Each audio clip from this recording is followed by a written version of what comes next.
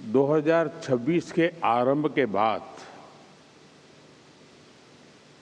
ये मेरा गुजरात का पहला दौरा है।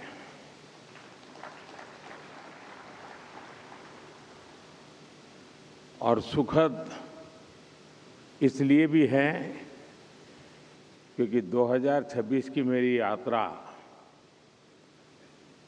सोमनाथ दादा के चरणों में सर झुका करके हुई है।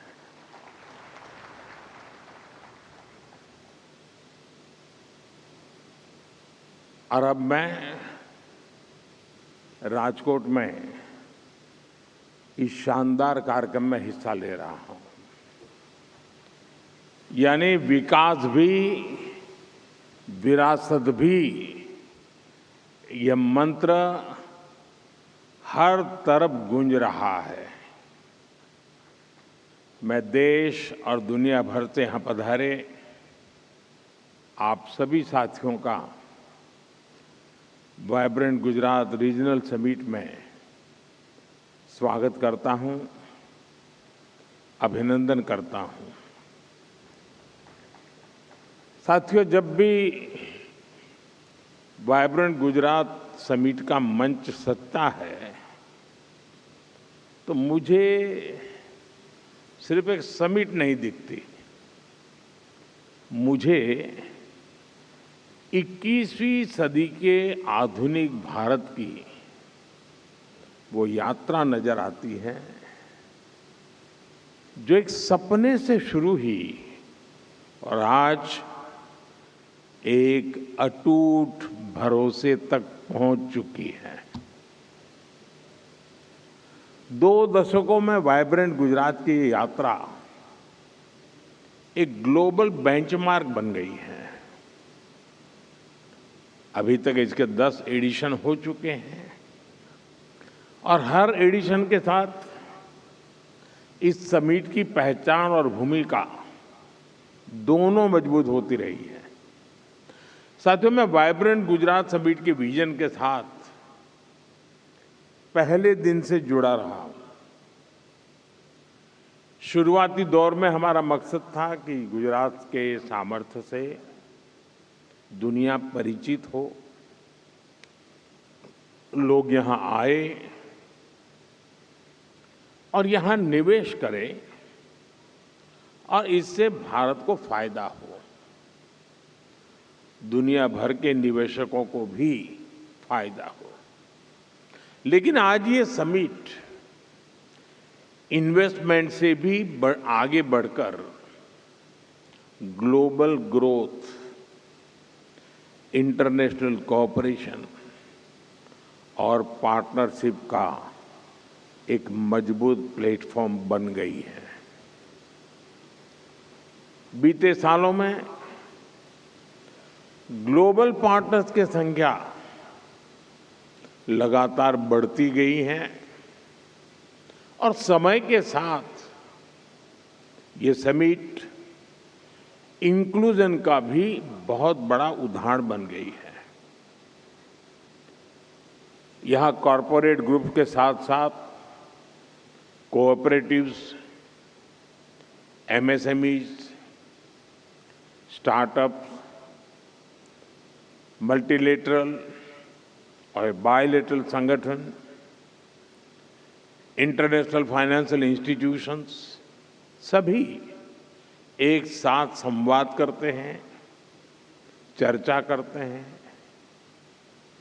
गुजरात के विकास के साथ कंधे से कंधा मिलाकर चलते हैं। साथियों, बीते 2 दशकों में वाइब्रेंट गुजरात समिट ने लगातार कुछ नया, कुछ विशेष किया है। वाइब्रेंट गुजरात की ये रीजनल समिट भी इसका एक उदाहरण बन गई है। इसका फोकस गुजरात के अलग अलग हिस्सों के अनटैप पोटेंशियल को परफॉर्मेंस में बदलने का है।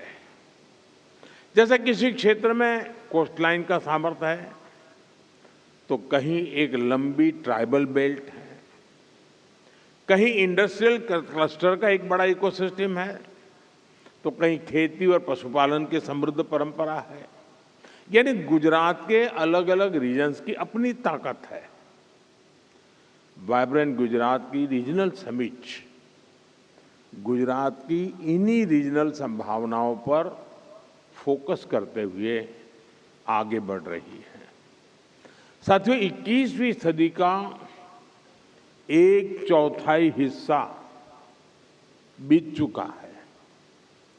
बीते वर्षों में भारत ने बहुत तेज प्रगति भी की है और इसमें गुजरात की आप सभी की बहुत बड़ी भूमिका रही है। भारत दुनिया की तीसरी बड़ी इकोनॉमी बनने की तरफ तेज गति से आगे बढ़ रहा है और जो आंकड़े आ रहे हैं उससे ये साफ है कि भारत से दुनिया की उम्मीदें लगातार बढ़ रही हैं। भारत दुनिया की फास्टेस्ट ग्रोइंग लार्ज इकोनॉमी है। इन्फ्लेशन काबू में है। एग्रीकल्चर प्रोडक्शन में भारत नए रिकॉर्ड बना रहा है। भारत मिल्क प्रोडक्शन में नंबर 1 है। जेनेरिक मेडिसिन प्रोडक्शन में मामले में भारत नंबर 1 है। दुनिया में जो देश सबसे ज्यादा वैक्सीन बनाता है उस देश का नाम भारत है। साथियों, भारत की ग्रोथ से जुड़ी fact reform, perform and transform के उस मंत्र की सक्सेस स्टोरी है। बीते 11 वर्षों में भारत दुनिया का सबसे बड़ा मोबाइल डेटा कंज्यूमर बना है। हमारा यूपीआई दुनिया का number 1 real time digital transaction platform बना है। कभी हम 10 में से 9 मोबाइल बाहर से मंगाते थे। आज भारत दुनिया का दूसरा सबसे बड़ा मोबाइल मैन्युफैक्चरर है। आज भारत में दुनिया का तीसरा सबसे बड़ा स्टार्टअप इकोसिस्टम है। सोलर पावर जनरेशन के मामले में भी टॉप 3 देशों में से भारत एक है। हम तीसरे बड़े एविएशन मार्केट है और मेट्रो के मामले में भी हम दुनिया में टॉप 3 नेटवर्क में शामिल हो गए हैं। साथियों, आज हर ग्लोबल एक्सपर्ट, ग्लोबल संस्थाएं भारत को लेकर बुलिश है। आईएमएफ भारत को ग्लोबल ग्रोथ का इंजन बताता है। एसएनपी 18 इयर्स के बाद भारत की रेटिंग अपग्रेड करती है। फिच रेटिंग भारत की मैक्रो स्टेबिलिटी और फिस्कल क्रेडिबिलिटी इसकी प्रशंसा करती है। भारत पर दुनिया का ये भरोसा इसलिए है क्योंकि ग्रेट ग्लोबल अनसर्टेनिटी के बीच भारत में हम एक अभूतपूर्व सर्टेनिटी का दौर देख रहे हैं। आज भारत में पॉलिटिकल स्टेबिलिटी है, पॉलिसी में कंटिन्यूटी है। भारत में न्यू मिडिल क्लास का दायरा बढ़ रहा है, उनकी परचेजिंग पावर बढ़ रही है और इन फैक्टर्स ने भारत को असीम संभावनाओं का देश बना दिया है। मैंने लाल किले से कहा था, यही समय है, सही समय है। देश और दुनिया के हर निवेशक के पास इन संभावनाओं का लाभ उठाने का यही समय है, सही समय है। और वाइब्रेंट गुजरात रीजनल समिट भी आप सभी इन्वेस्टर्स को यही संदेश दे रही है। सौराष्ट्र कच्छ में निवेश का यही समय है, सही समय है। साथियों, आप सभी जानते हैं, सौराष्ट्र और कच्छ ये गुजरात के वो क्षेत्र हैं जो हमें सिखाते हैं कि चुनौती चाहे कितनी ही बड़ी क्यों न हो, अगर ईमानदारी से, मेहनत से डटे रहा जाए तो सफलता जरूर मिलती है। ये वही कच्छ है जिसने इस सदी की शुरुआत में भीषण भूकंप झेला था। ये वही सौराष्ट्र है जहां वर्षों तक सूखा पड़ता था। पीने के पानी के लिए माताओं बहनों को कई कई किलोमीटर चलकर जाना पड़ता था। बिजली का कोई ठिकाना नहीं था। हर तरफ मुश्किलें ही मुश्किलें थी। साथियों, आज जो 20-25 साल के नौजवान हैं, उन्होंने उस दौर की सिर्फ कहानियां सुनी हैं। सच्चाई ये थी कि लोग कच्छ में, सौराष्ट्र में लंबे वक्त तक रहने के लिए तैयार नहीं होते थे। उस कालखंड में लगता था कि ये स्थितियां कभी भी नहीं बदलेगी, लेकिन इतिहास साक्षी है, समय बदलता है और जरूर बदलता है। सौराष्ट्र कच्छ के लोगों ने अपने परिश्रम से अपना भाग्य बदल दिया है। साथियों, आज सौराष्ट्र और कच्छ सिर्फ अवसरों का ही क्षेत्र नहीं है, बल्कि ये क्षेत्र भारत की ग्रोथ का एंकर रीजन बन चुका है। ये रीजन आत्मनिर्भर भारत अभियान को गति देने वाला बहुत बड़ा सेंटर बन रहा है। भारत को ग्लोबल मैन्युफैक्चरिंग हब बनाने में सौराष्ट्र और कच्छ की बहुत बड़ी भूमिका है, और ये भूमिका मार्केट ड्रिवन है, और यही बात इन्वेस्टर्स के लिए सबसे बड़ा भरोसा बनती है। यही राजकोट में ही 2.5 लाख से अधिक एमएसएमईज हैं। यहां अलग अलग इंडस्ट्रियल क्लस्टर्स में स्क्रू ड्राइवर से लेकर auto parts, machine tools, luxury car के लाइनर्स, एरोप्लेन, फाइटर प्लेन और रॉकेट तक के पार्ट्स ये हमारे राजकोट में बनते हैं।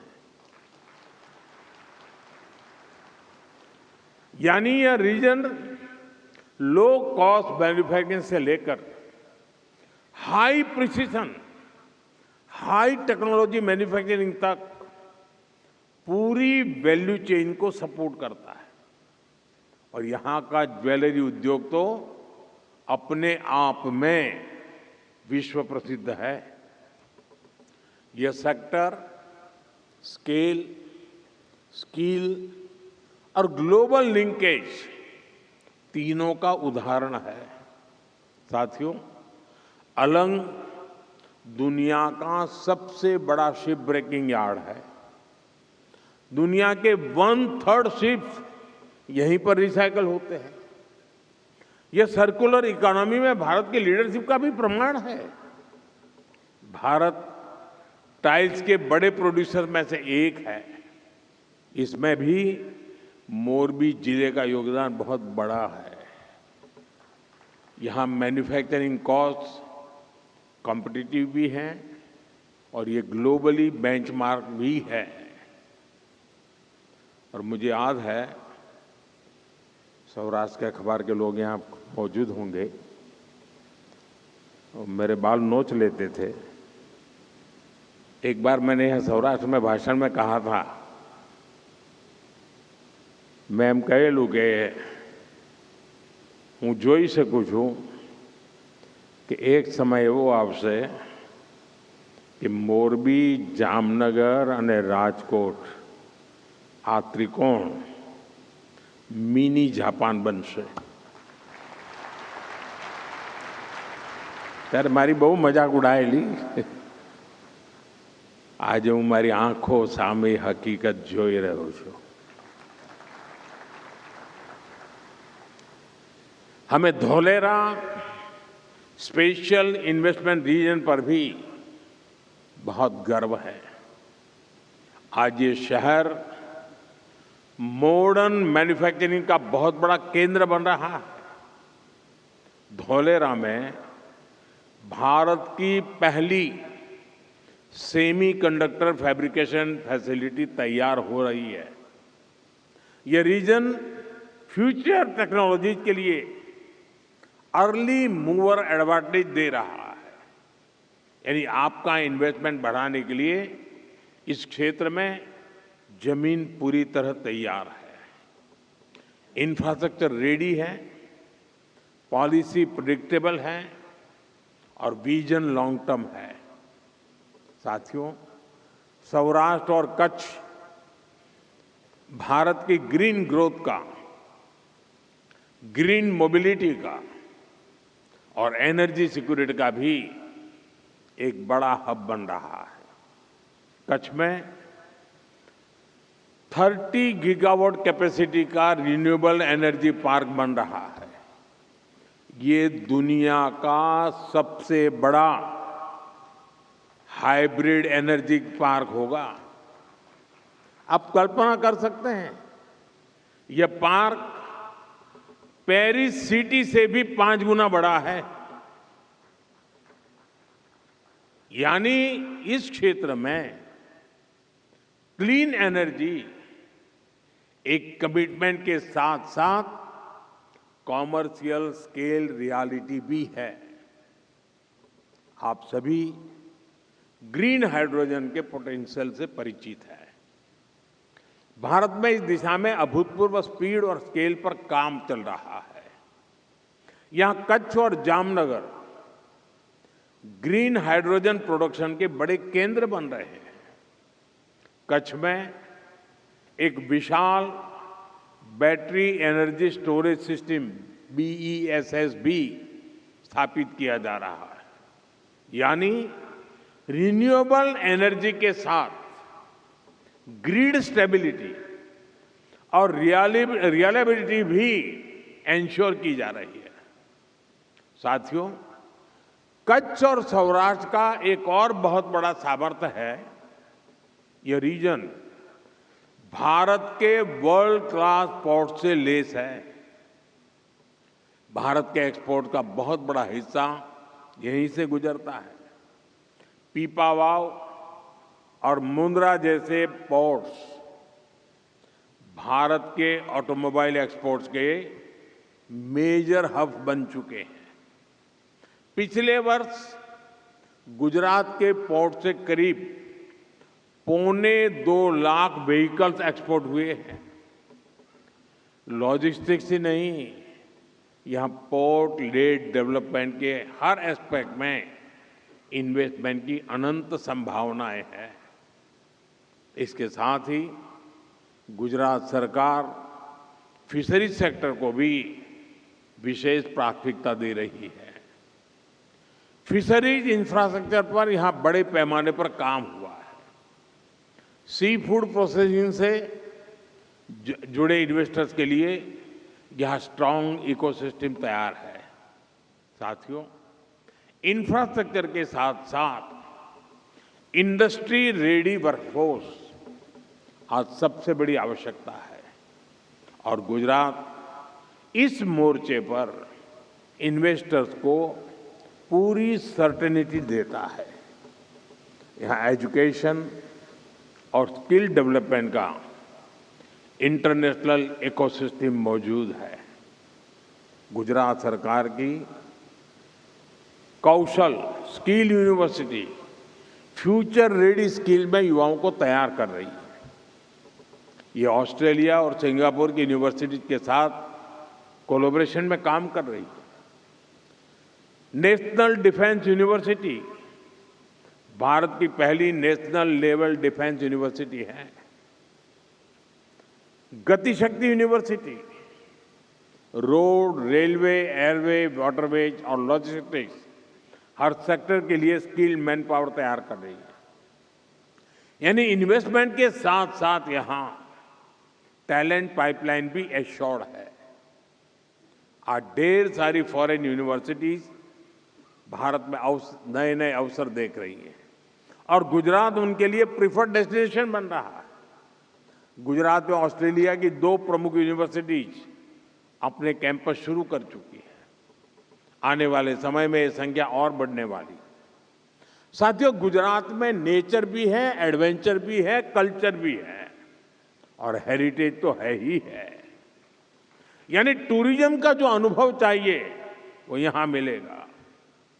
लोथल भारत की 4,500 साल पुरानी समुद्री विरासत का प्रतीक है। यहां दुनिया का सबसे प्राचीन मानव निर्मित डॉकयार्ड मिला है। यहां नेशनल मैरीटाइम हेरिटेज कॉम्प्लेक्स तैयार हो रहा है। कच्छ में आजकल रण उत्सव का आयोजन भी हो रहा है। यहां की टेंट सिटी में रुकना एक अलग अनुभव होता है। साथियों, जो जंगलों का, वाइल्ड लाइफ का शौकीन है उसके लिए गिर फॉरेस्ट में एशियाटिक लायन के दर्शन से बेहतर भला क्या अनुभव हो सकता है। यहां हर वर्ष 9 लाख से अधिक पर्यटक आते हैं। जिसे समंदर का साथ अच्छा लगता है उनके लिए शिवराजपुर बीच है जो ब्लू फ्लैग सर्टिफाइड है। इसके अलावा मांडवी, सोमनाथ, द्वारका में भी बीच टूरिज्म के लिए अनेक संभावना है। यहां पासी में दीव भी है। दीव भी वाटर स्पोर्ट्स का, बीच गेम्स का बेहतरीन डेस्टिनेशन बन रहा है। यानी अब इन्वेस्टर्स के लिए सामर्थ्य से, संभावनाओं से भरा ये पूरा क्षेत्र है। आप जरूर इसका पूरा लाभ उठाइए। और मैं बहुत पहले से कहता आया हूं, अगर आप देरी करें तो मुझे दोष मत देना। सौराष्ट्र कच्छ में आपका हर निवेश गुजरात के विकास को गति देगा, देश के विकास को गति देगा। और सौराष्ट्र की ताकत, अभी रवांडा के हाई कमिश्नर बता रहे थे कि मैं जब रवांडा गया तो मैंने 200 गाय वहां गिफ्ट की थी। ये 200 गाय हमारी गिर गाय थी।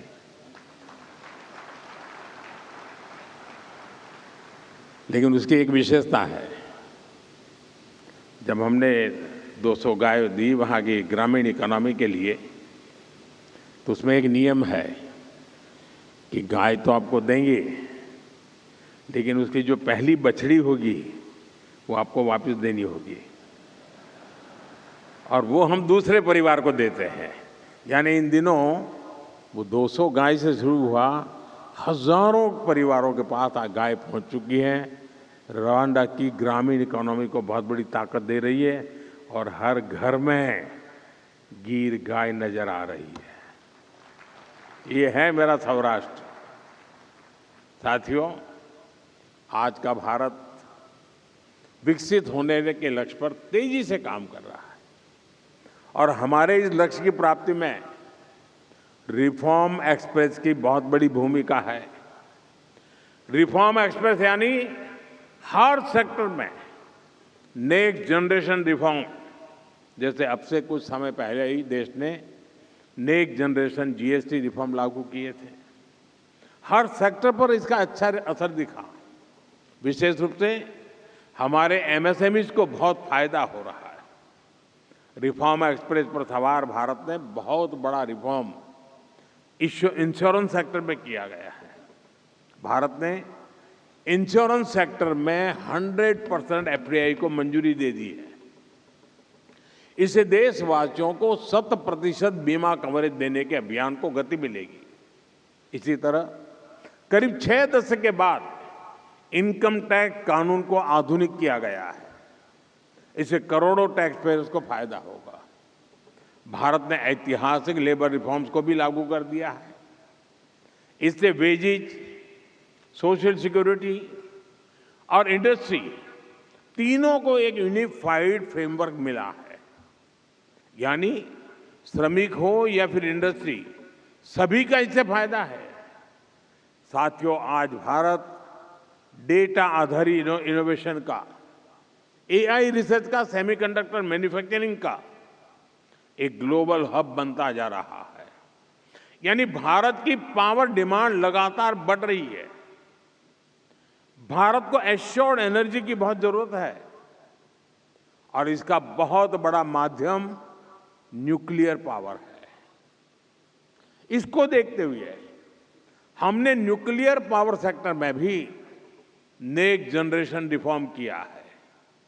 भारत ने पिछले संसद के सत्र में शांति एक्ट के जरिए सिविल न्यूक्लियर एनर्जी को प्राइवेट पार्टनरशिप के लिए ओपन कर दिया है। ये इन्वेस्टर्स के लिए बहुत बड़ा अवसर है। साथियों, यहां उपस्थित सभी निवेशकों को मैं विश्वास दिलाता हूं, हमारी रिफॉर्म एक्सप्रेस अब रुकने वाली नहीं है। भारत की रिफॉर्म जर्नी इंस्टीट्यूशनल ट्रांसफॉर्मेशन की दिशा में बढ़ चुकी है। साथियों, आप सभी यहां सिर्फ एमओयू के साथ नहीं आए हैं।